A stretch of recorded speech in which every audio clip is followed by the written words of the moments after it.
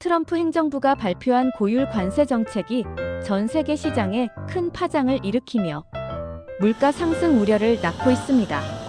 자세한 내용을 현장에 나가 있는 캐스터에게 들어보겠습니다. 안녕하세요. 이번에 발표된 트럼프 행정부의 관세 정책은 주로 중국, 유럽 등 주요 교역 국가들의 수출품들에 높은 관세를 부과하는 내용을 담고 있습니다.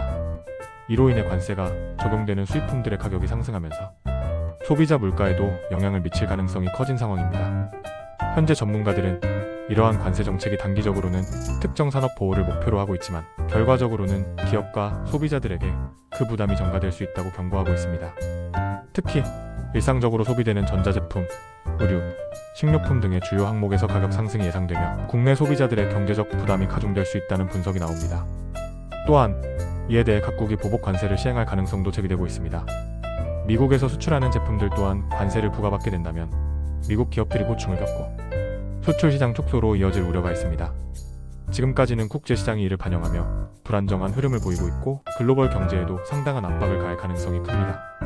따라서 향후 몇 개월간 관세 정책의 실질적인 여파가 물가와 경제, 환경에 어떻게 영향을 미칠지 면밀히 관찰해야 할 필요가 있습니다.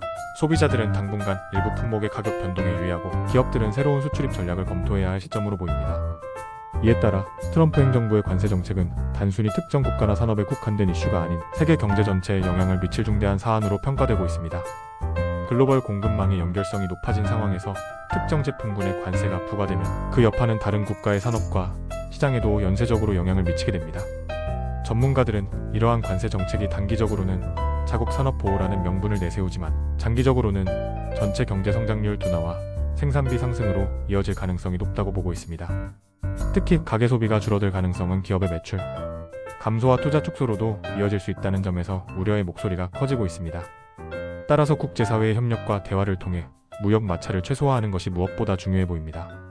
전문가들은 이번 관세 정책이 단순한 보호무역 조치로 끝나지 않고 전 세계적으로 무역 긴장을 고조시키며 불확실성을 확대할 수 있다고 우려하고 있습니다. 이에 따라 각국의 정책 대응이 중요하다는 의견도 제기되고 있습니다. 일부 국가들은 트럼프 행정부의 움직임에 맞서 보호무역 강화나 새로운 협정 체결을 고려하는 등 다양한 대응책을 논의 중입니다. 하지만 이런 조치가 글로벌 협력보다는 갈등을 심화시킬 가능성 또한 배제할 수 없습니다. 현재로서는 이 관세 정책의 파급 효과가 시기적으로나 내용 면에서 어떻게 전개될지 불분명한 상태입니다. 따라서 이번 관세 정책의 영향은 단순히 경제적 차원을 넘어 정치적, 사회적 파장으로도 확산될 가능성이 있습니다. 일례로 미국 내에서도 일부 산업계와 소비자, 단체가 관세로 인한 비용 증가에 대해 강하게 우려를 표명하고 있습니다. 이러한 움직임은 내부적으로 정책 변경 요구로 이어질 수 있으며 국제적으로는 각국의 관계 악화와 무역 구조 변화로까지 확대될 수 있습니다. 전문가들은 향후 이런 갈등이 얼마나 장기화될지에 따라 세계 경제가 받게 될 충격이 달라질 것으로 예측하고 있습니다. 현재 관세 정책에 대한 논란이 커지는 가운데 소비자와 기업 모두 신중한 대처가 요구됩니다.